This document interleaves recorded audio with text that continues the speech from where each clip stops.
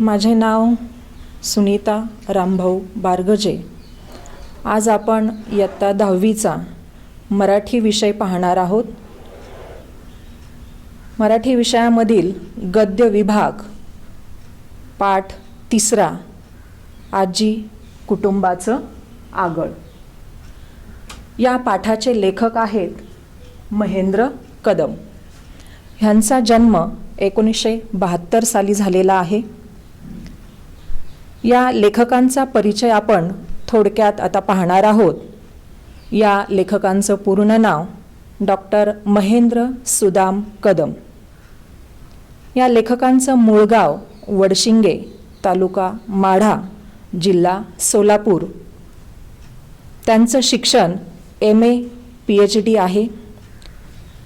त्यांनी BA आणि MAच्या परीक्षेमध्ये मराठी विषयामधून शिवाजी विद्यापीठात कोल्हापूर या ठिकाणी सलग 5 वर्ष प्रथम क्रमांकाने ते उत्तीर्ण झालेले आहेत आणि त्याबद्दल या लेखकांना वि.स. खांडेकर आणि पु.भा. भावे, त्याचप्रमाणे माधव ज्युलियन इत्यादी 10 पुरस्काराने या लेखकांना सन्मानित करण्यात आलेला आहे।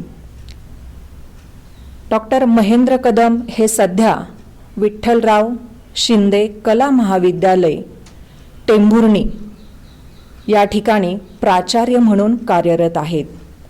हे लेखक मराठीचे अभ्यासक आणि लेखक म्हणून त्यांची ओळख आहे। त्यांची मराठीचे वर्णनात्मक असे भाषाविज्ञान, कवितेची शैली ही काही भाषाविषयक पुस्तकं, त्याचप्रमाणे सार आणि विस्तार या काही कादंबऱ्या, कवितेचे वर्तमान ही समीक्षेची काही पुस्तकं, तसेच धूळ पावलं ही कादंबरी, मेघवृष्टी अभ्यासाच्या विविध दिशा ही संपादनं आणि तो भीतो त्याची गोष्ट या काही कथासंग्रह देखील या लेखकांचे प्रसिद्ध आहेत।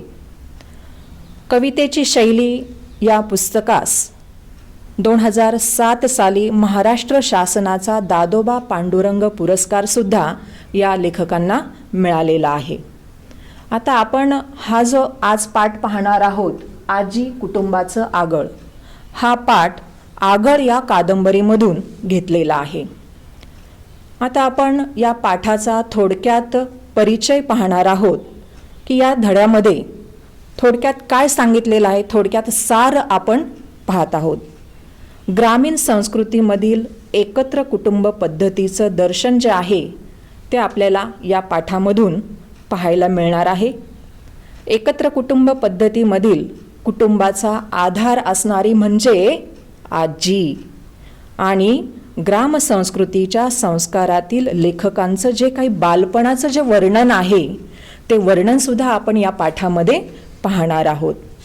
त्याचप्रमाणे ग्रामीण भागामध्ये असणारी घरांची जी रचना आहे, तसेच ग्रामीण जीवनशैली, त्या काळामध्ये मुलांचे असणारे खेळ, त्याचप्रमाणे त्यांना ग्रामीण भागामध्ये मिळणारा जो काही रानमेवा आहे तो कोणकोणत्या प्रकारचा रानमेवा त्यांना चाखायला मिळत होता याचं वर्णनसुद्धा आपण या पाठामध्ये पाहणार आहोत। आता या पाठामध्ये सुरुवातीलाच पाठाचं नाव आहे आजी कुटुंबाचं आगळ। आता आगळ हा जो शब्द आहे, या शब्दाचा शब्दशः अर्थ जर म्हटला तर अडसर असा होतो, पण या पाठामध्ये आगळ याचा अर्थ आपण भक्कम आधार असा घेणार आहोत। तुम्हाला माहिती आहे, पहा मुलांनो, पूर्वीच्या काळी मोठा जो वाडा असायचा, त्या वाड्याचा जो दरवाजा असायचा, त्या दरवाजाला आतून लाकडाची किंवा लोखंडाची अशी जाडसर आडवी पट्टी लावली जायची। त्यामुळं तो वाडा जो आहे तो सुरक्षित असायचा, म्हणजे बाहेरून जरी कोणी आलं तरीसुद्धा तो दरवाजा उघडला जायचा नाही, एवढा भक्कम ती आगळ जी आहे ती बसवली जायची आणि त्यामुळं वाड्यातील जे काही लोक असतील ते सुरक्षित राहत असत। आता या ठिकाणी आपण हे जे लेखक आहेत महेंद्र कदम, ह्या लेखकांची आजी जी आहे त्या आजीचं वर्णन आज आपण थोडक्यात या ठिकाणी पाहणार आहोत. आता या ठिकाणी लेखकांनी आपल्या आजीचं लक्षणीय असं वर्णन केलेलं आहे. त्याचं शब्दचित्र या ठिकाणी रेखाटलेलं आहे. पहा, आता मी जे काही वर्णन तुम्हाला सांगणार आहे त्या वर्णनाप्रमाणे तुमच्या डोळ्यासमोर तुमची आजीसुद्धा तिचं जे काही रेखाटन आहे ते तुमच्या डोळ्यासमोर उभं राहील. या ठिकाणी लेखकांची आजी जी आहे तिची उंची जी आहे ती जवळपास 5.5 फूट उंच, वर्णाने गोरी, पण वय जास्त असल्यामुळं 70 ओलांडलेली ही आजी म्हणून वर्णाने गोरी जरी असली तरी उन्हाने पावसाने तिची त्वचा काळवंडलेली आहे. 70 ओलांडलेली आहे तरी सुद्धा हातामध्ये काठी घेतलेली नाही आणि दात सुद्धा सगळे शाबूत आहेत, म्हणजे एकही दात पडलेला नाही. डोक्यावरचे सगळे केस जे आहेत ते पिकलेले आहेत. पायामध्ये नाला ठोकलेल्या ज्या काही वाहना आपण म्हणतो म्हणजे चपला त्या पायामध्ये घातलेल्या आहेत. आता नाला म्हणजे काय तर तुम्हाला माहिती असेल मुलांनो की घोड्याचे जे पाय असतात ते तळपाय जे असतात ते झिजू नये आणि भरभर चालता यावं, धावता यावं म्हणून त्या पायाला खालून लोखंडी अर्ध गोलाकार असलेली लोखंडी पट्टी ठोकलेली असते, त्याला नाला म्हणतात. आणि ग्रामीण भागामध्ये ते चपलांना सुद्धा नाला ह्याच कारणासाठी ठोकलेल्या असायच्या की त्या चपला जास्त झिजू नयेत. तर अशा नाला ठोकलेल्या वाहना ह्या लेखकांच्या आजीच्या पायामध्ये असायच्या. आता या आजीचा पोशाख जर म्हटलं तर अंगामध्ये चोळी आणि हिरवं आणि लाल असे 2 रंगाची नऊवारी म्हणजे 2 रंग असलेली साडी जी आहे ती एकाला एक जोडलेली अशी नऊवारी इरकली लुगडी ती नेसायची. कपाळावरचं गोंधन दिसू नये म्हणून कपाळावर बुक्का लावत असे. आता हे सर्व वर्णन ऐकून तुम्हाला सुद्धा तुमच्या आजीची नक्कीच आठवण आलेली असेलच. म्हणजे अशा या आजीच्या छत्रछायेखाली या लेखकांचा कुटुंबातील जे काही सर्व सदस्य आहेत, जे काही सर्व मेंबर आहेत ते अगदी गुण्या गोविंदाने राहत होते. त्याच्यानंतर या लेखकांच्या घरी एक कपिला नावाची गाय होती. त्यांच्या गोठ्यामध्ये कपिला नावाची जी गाय होती ही गाय सुद्धा दरवर्षी एक तरी वेत देत असे, म्हणजे दरवर्षी ती व्यायची आणि त्यामुळं दरवर्षी या मुलांना या गाईचं दूध सुद्धा भरपूर मिळत असे. हे दूध जे आहे हे घरामध्ये जेवढी लहान मुलं आहेत या सर्व लहान मुलांना गोठ्यामध्येच देण्याची व्यवस्था ही आजी करत असे. आणि ह्या गाईचं दूध काढण्यासाठी या लेखकांचे वडील किंवा काका या दोघांपैकी कोणीही जात असत. मग ते गोठ्यामध्ये गाईचं दूध काढण्यासाठी गेले की हे लेखक आणि घरामध्ये असलेली सर्व लहान मुलं ते गोठ्याकडे हातामध्ये ग्लास घेऊन ओळीने त्या ठिकाणी उभे राहत असत. आणि अशा प्रकारे हे गाईचं काढलेलं दूध धारोष्ण दूध असं म्हटलेलं आहे.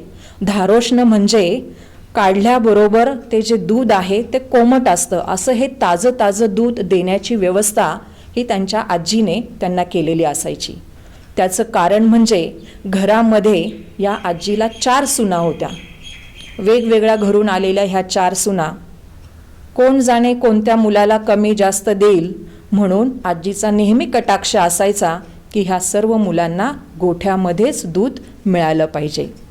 आणि अशा या कपिला गाईचं दूध काढलं की गोठ्यामध्येच ही मुलं सर्व रांगेने उभे राहत असत हातामध्ये ग्लास घेऊन आणि सर्वांना ते दूध तिथेच मिळत असे. आणि ही मुलंसुद्धा हे दूध तिथेच पित असत. आता ते दूध पिताना सुद्धा पुस्तकामध्ये फार सुंदर असं वर्णन केलेलं आहे. हे दूध पिताना सुद्धा त्याचा जो काही फेस आहे तो फेस ओठांना लागायचा. आणि ही लहानपणातली ही फार मोठी गंमत असते बघा.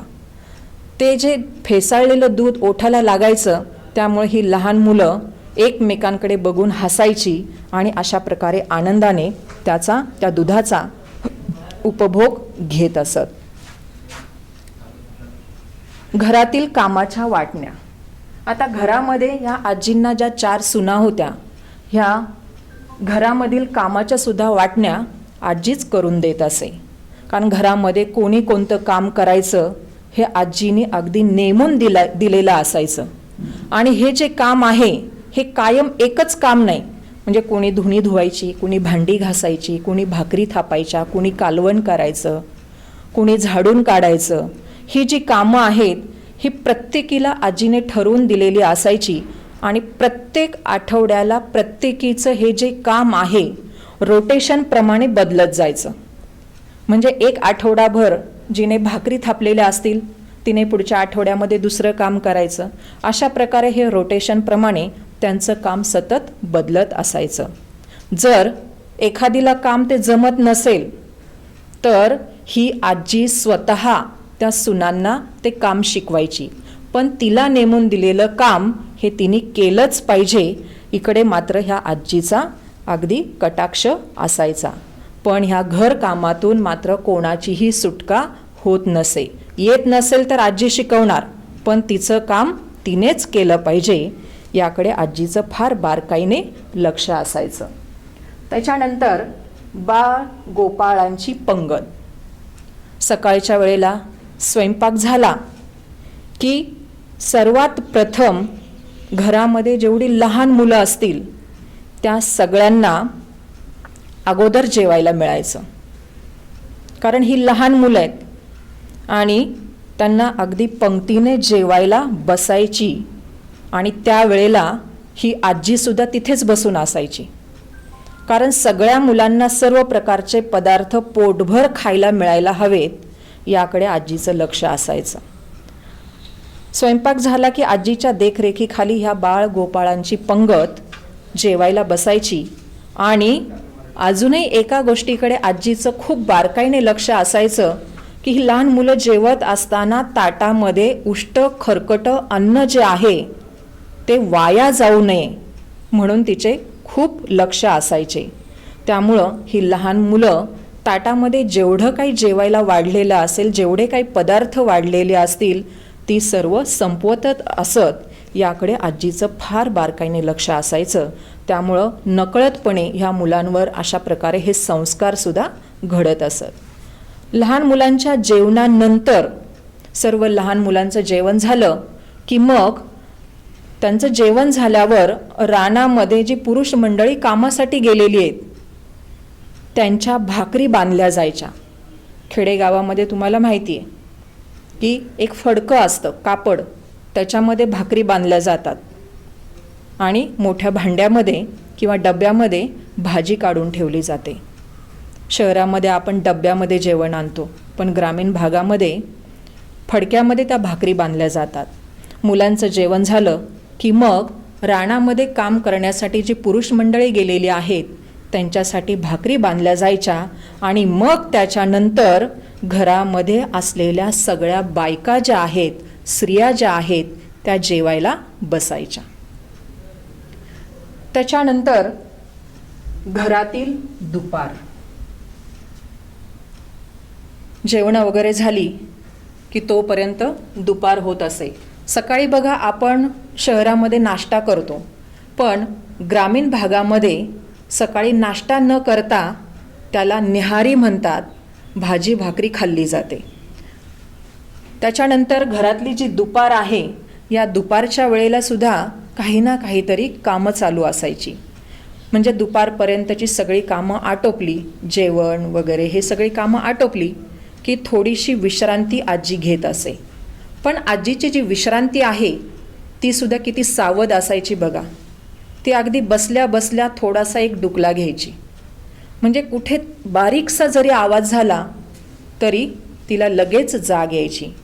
म्हणजे एवढं तिचं जागसूत ज्याला आपण म्हणतो अशा प्रकारची तिची ही झोप असायची. आणि त्याच्यानंतर मग तिची थोडी झोप झाली की तोपर्यंत गल्लीमध्ये असणाऱ्या आजूबाजूच्या ज्या बायका आहेत, त्यांचे शेजारचे पाजारचे वगैरे ज्या बायका आहेत, त्या बायका गप्पा मारण्यासाठी म्हणून आजीकडे येत असत. त्या सर्वजणी ढाळजामध्ये बसलेल्या असायच्या. आता ढाळज म्हणजे काय, तर घरासमोर असलेली जी मोकळी जागा आहे त्याला ढाळज किंवा पडवी असं म्हटलं जायचं. आणि ह्या सगळ्या बायका गप्पा मारण्यासाठी येत असत. पण फक्त गप्पा मारणे ह्याच्याबरोबरच त्या इतर जी काही कामं असतील, आता उदाहरणार्थ कोणाला भुईमुगाच्या शेंगा फोडायच्या असतील किंवा वाकळ शिवायचं असेल. वाकळ म्हणजे काय, तर गोधडी. तर गोधडी शिवायची असेल किंवा कोणाला दळण करायचं असेल म्हणजे धान्य निवडायचं असेल, कुणाला भाजी निवडायची असेल, तर ही कामं घेऊन या शेजारच्या बायका या आजीकडे पडवीमध्ये गप्पा मारण्यासाठी येत असत. आणि तिथे आल्यानंतर फक्त त्यांच्या गप्पा म्हणजे त्याच्यामध्ये काय काय असायचं, तर सर्वांची खुशाली किंवा कोणाच्या घरी काय झालं असेल, कुठे काय घडलं, ह्या सगळ्या बातम्या प्रत्येकजण त्या ठिकाणी आजीला सांगायचे. मग आजीसुद्धा काय करायची, ह्या बायकांनी ज्या काही बातम्या सांगितलेल्या असतील त्याची ती खातरजमा करायची. खातरजमा म्हणजे खात्री करून घ्यायची की ह्या सांगतायत ते खरंच आहे की नाही. आणि मग आजीला त्या बातम्यांची खात्री झाली की मग ती बातमी मात्र सगळ्या गावभर पसरायची. म्हणून आजीचं हे ढाळस म्हणजे एक प्रकारचं गावचं वर्तमानपत्रच आहे असं म्हटलं जात होतं. त्याच्यानंतर वाड्यामध्ये असलेली सायंकाळ, दुपारनंतर मग सायंकाळ होत असे. तर ह्या बायकांनी जी काही कामं आणलेली असायची ती कामं आटोपली की मग कामं आटोपल्यानंतर ह्या बायका आपापल्या घरी निघून जायच्या. आणि रानात गेलेली जी पुरुष मंडळी आहेत ही पुरुष मंडळी घरी येत असत आणि ओसरीवर त्या ठिकाणी ती बसायची. मग रात्रीचे 8 वाजले की 8च्या दरम्यान तो जो वाडा असायचा त्या वाड्याचा जो दरवाजा आहे तो आतून आगळ लावून बंद केला जायचा.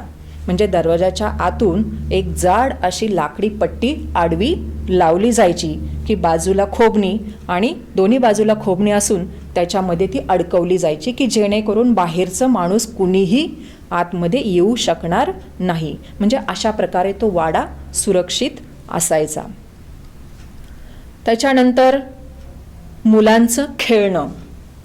आता दुपारची वेळ जी असायची त्या दुपारच्या वेळेला सुद्धा आजी काय करायची, आगळ टाकायची. कारण मे महिन्याचा जो काही ऊन आहे त्या उन्हाची जी प्रखरता आहे त्यामुळे ही मुलं बाहेर खेळायला जाऊ नये आणि त्या उन्हाचा त्रास या मुलांना होऊ नये म्हणून आजी आतून दुपारच्या वेळेला सुद्धा आगळ टाकायची. त्यामुळे ह्या मुलांना बाहेर जाताच यायचं नाही. म्हणून मग ही मुलं काय करायची, दुपारच्या वेळेला त्या ढाळजामध्ये पडवीमध्ये बसून जी काही बैठे खेळ होती ती बैठे खेळ खेळत असत. मग आता हे बैठे खेळ म्हणजे कोणकोणते, ग्रामीण भागातले आपण बैठे खेळ पाहतोय. चिंचोके, चिंच जी आहे त्याच्यामध्ये जे काही चिंचोके निघतात ते चिंचोके खेळत असत. मग आता चिंचोक्याचा काय खेळ खेळत असतील, तर ज्याला आपण चल्लसाट म्हणतो. तो चिंचोका फोडल्यानंतर त्याचा आतला जो पांढरा भाग आहे ते पडले की 4 आणि वरचा जो काळा भाग आहे तो पडला की 8. अशा प्रकारे तुम्ही सुद्धा लहानपणी कधीतरी हा चल्लसाटचा खेळ खेळलेला असाल. तर असा हा खेळ ही मुलं दुपारच्या वेळेला पडवीमध्ये बसून खेळायची. त्याच्यानंतर गजगं. आता गजगं म्हणजे काय, तर सागरगोटे. हे सागरगोटेसुद्धा ही मुलं खेळत असत. त्याच्यानंतर खापराच्या भिंगऱ्या. माठ वगैरे फुटल्यानंतर ते जे खापर असायचं त्याला गोल असा आकार द्यायचा आणि ते काडीमध्ये त्याला होल पाडून ते काडीमध्ये अडकवायचं आणि ते खेळत बसायचं. त्याच्यानंतर जिबल्या. आता जिबल्या हा खेळाचा काय प्रकार आहे ग्रामीण भागातला, तर तुम्ही शहरामध्ये सुद्धा खेळलेल्या असाल बघा, ज्याला तुम्ही टिपऱ्या पाणी म्हणता.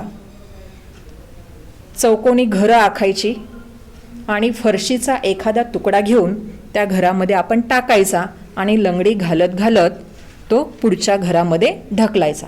बाहेर गेला तर आऊट. अशा प्रकारे जिबल्या हा खेळसुद्धा खेळला जायचा.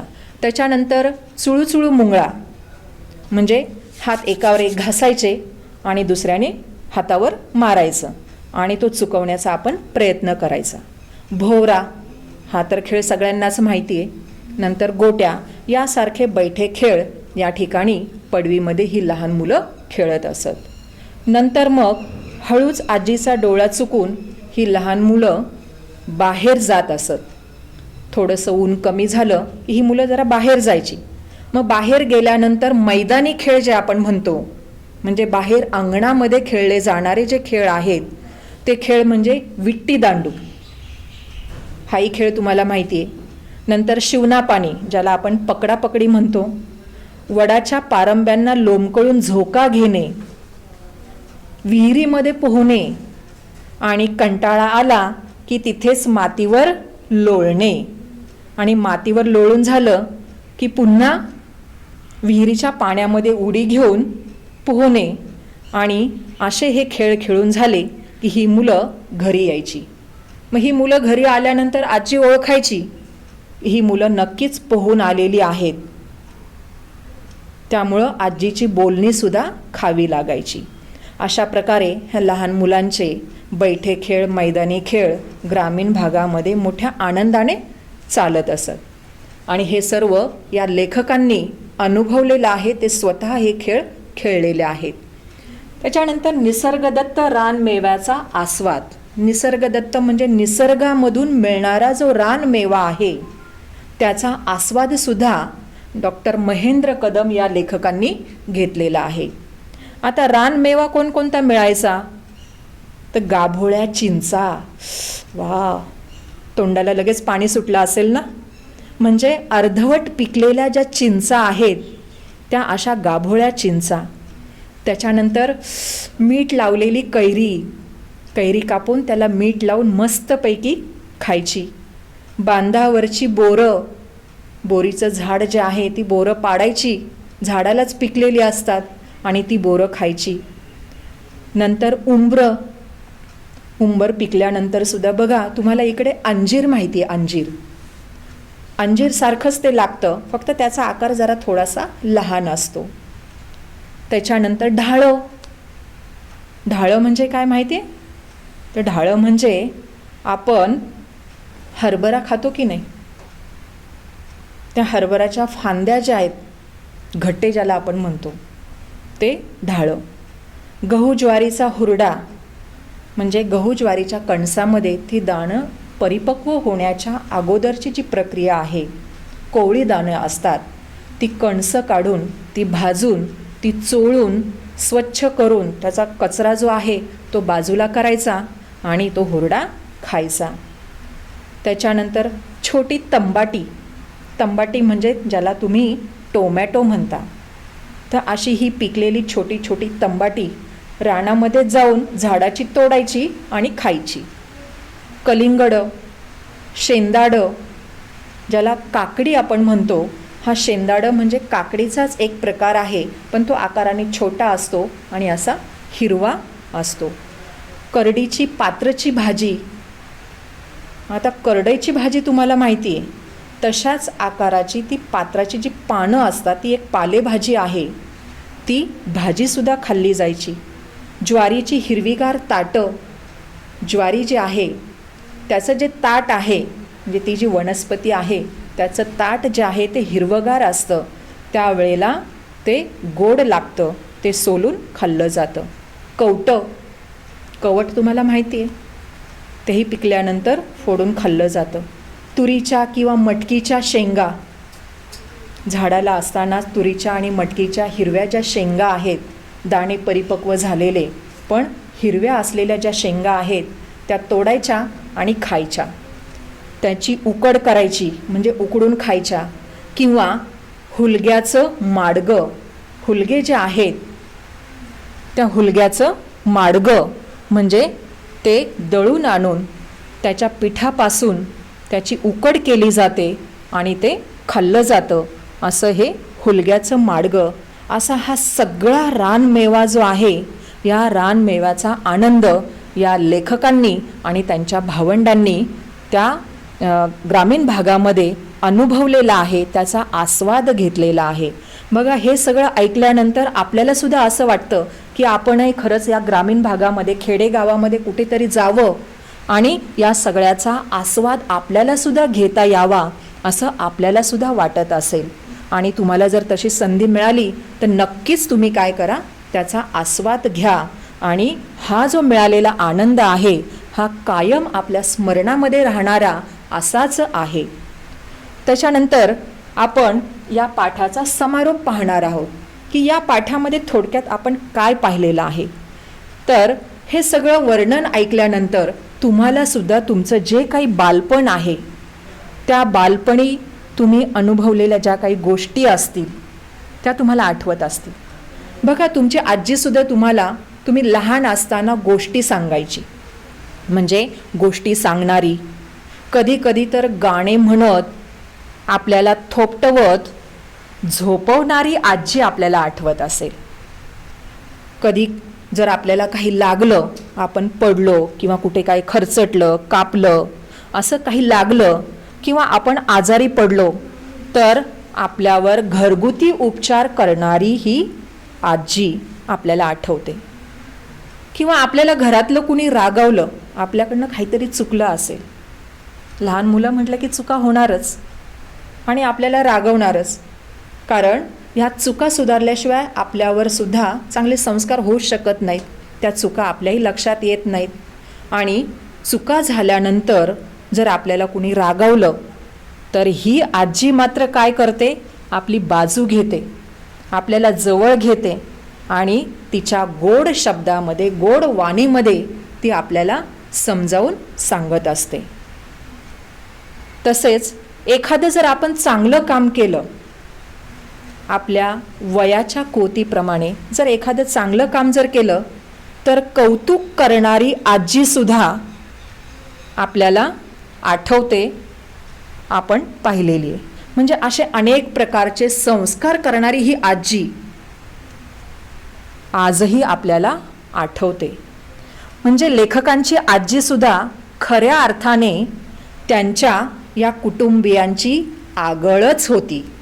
आगळ म्हणजे मी तुम्हाला सुरुवातीलाच अर्थ सांगितलेला आहे की आगळ म्हणजे संरक्षक कवच असणारी. घरातल्या 3 पिढ्यांवर ही जी आजी आहे, ही आजीचीच हुकूमत चालत होती. म्हणजे तिने जवळजवळ 3 पिढ्या घडवलेल्या आहेत. या 3 पिढ्यांवर आजीने हुकूमत गाजवलेली, संस्कार केलेले.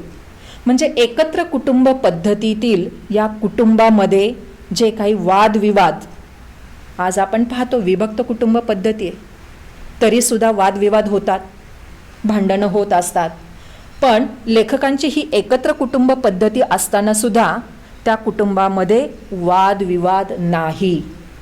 कारण त्या ठिकाणी आधार कोण होती, हुकूमत गाजवणारी कोण होती, तर आजी होती. त्यामुळे घरामध्ये कोणाचेही वादविवाद होत नसत. आजी जे सांगेल त्याप्रमाणेच घरातील सर्व कामे व्यवस्थित होत असत. म्हणजे आजीबद्दलचा असणारा हा जो आदर आहे, हा आदर सर्वांच्या मनामध्ये आहे. म्हणजे लेखकांचं हे जे कुटुंब आहे, हे कुटुंब त्यामुळेच गुण्या गोविंदाने नांदत आहे. आणि म्हणूनच आजी कुटुंबाचं आगळ हे जे या पाठाला शीर्षक दिलेलं आहे, हे शीर्षक अगदी योग्यच आहे असंच मी म्हणेन. आणि म्हणूनच तर असं म्हणेल की प्रत्येक घरामध्ये या लेखकांच्या आजीसारखी आजी असावी. परंतु आज आपण पाहतोय, ह्या आधुनिक काळामध्ये आपण पाहतोय की आपल्याला विभक्त कुटुंब पद्धती पाहायला मिळत आहे. त्यामुळं कित्येकांना ह्या आजीचं प्रेम जे आहे, माया जी आहे, ती आपल्याला अनुभवायला मिळत नाही आहे. केवळ एकच कारण, विभक्त कुटुंब पद्धती.